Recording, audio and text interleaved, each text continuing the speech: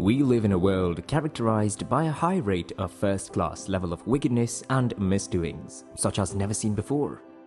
In this age and time, we must carefully and prayerfully pay attention to how events unfold because the world is under siege and great evil sits on her. The devil and his agents are in constant fight against the angel of light, and we are at the center and what each kingdom wants to have. The angel of darkness and his angels have control over our world and have taken over the system, all in an attempt to have the people of the world to them.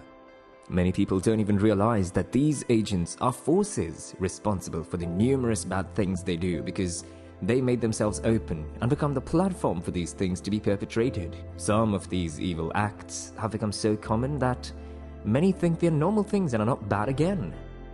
God has given us power over these forces.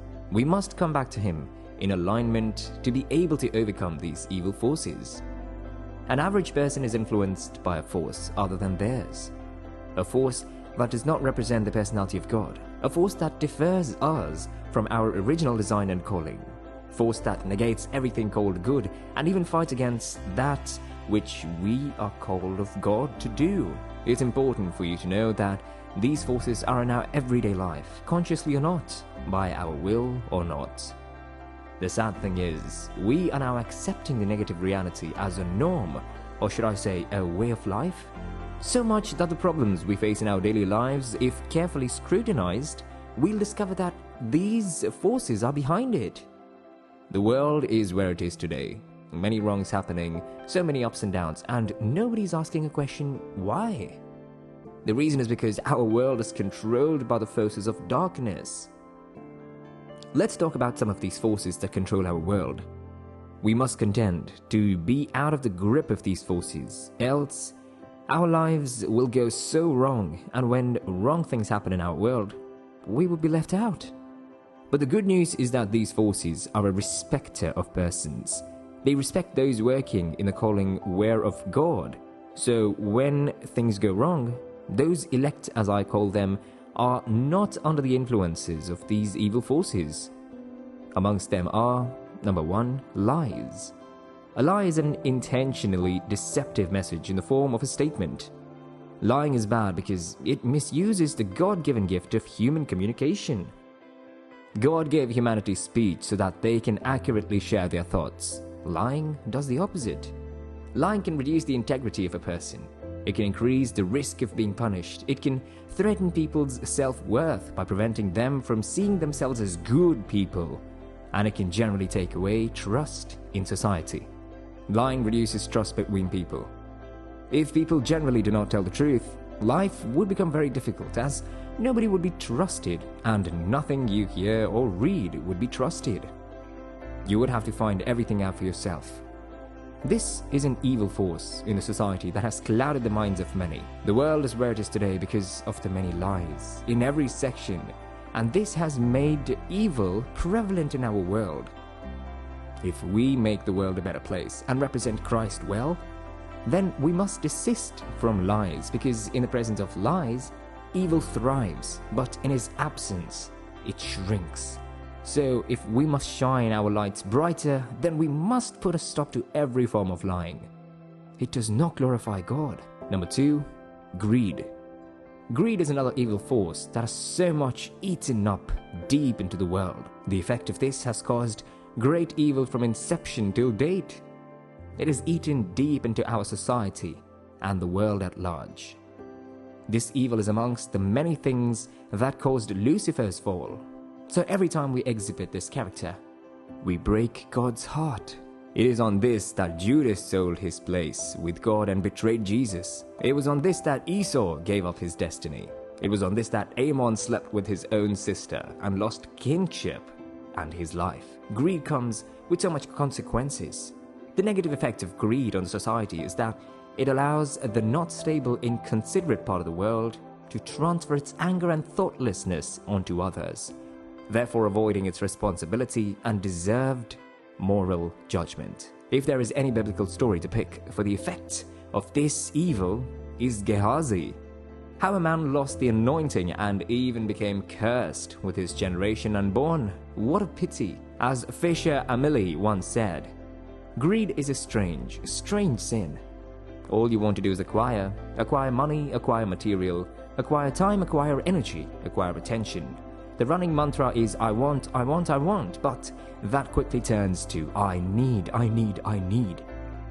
Greed has a grip on our society and has infiltrated the government, marketplace, and even our homes.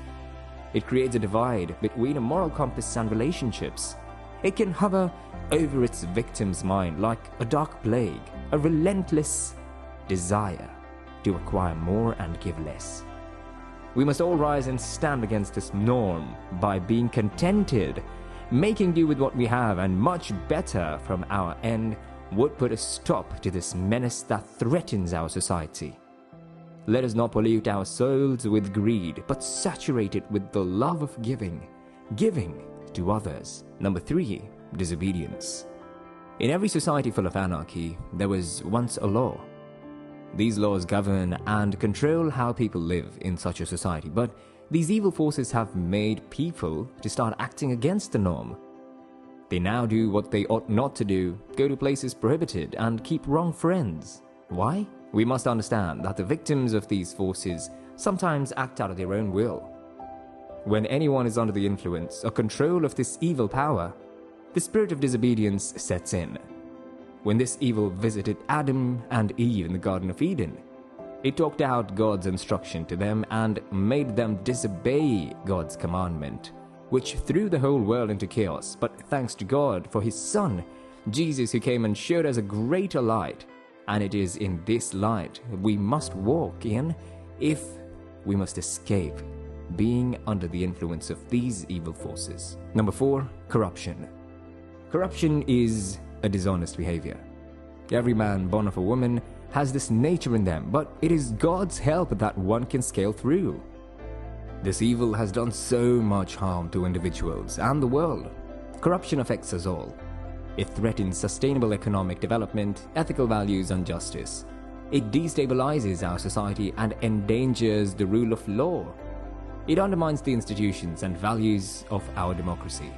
Many acts of corruption deprive our citizens of their constitutional and human rights. Corruption undermines the fairness of institutions and processes and distorts policies and priorities. As a result, corruption damages the legitimacy of regimes, leading to a loss of public support and trust for state and government institutions. As soon as this evil was found in Lucifer, he was immediately thrown out of heaven, and since he's in charge of these evil forces that control the world, he's fighting relentlessly to combat fairness in any system. So as children of light, we must fight back. Only God can help us because we cannot help ourselves. He created us. He too will be able to help us. We must understand that in combating these forces, the best of men have failed, but as Daniel said, as for them that do know their God, and that is our testimonials. Our evil forces include lust, pride, anger, adultery, fornication, uncleanliness, lasciviousness, idolatry, witchcraft, hatred, variance, emulations, wrath, strife, seditions, heresies, envy, murders, drunkenness, reveling, as seen in Galatians chapter 5 verse 19 to 21. I know that in a world like this, the tendency to do the right and be right is difficult, but I believe that against all odds, we as children of God can still do right and stand out anywhere and anytime. But on our own, we will fail. So what do we need? God's own strength, and He will always show up for us.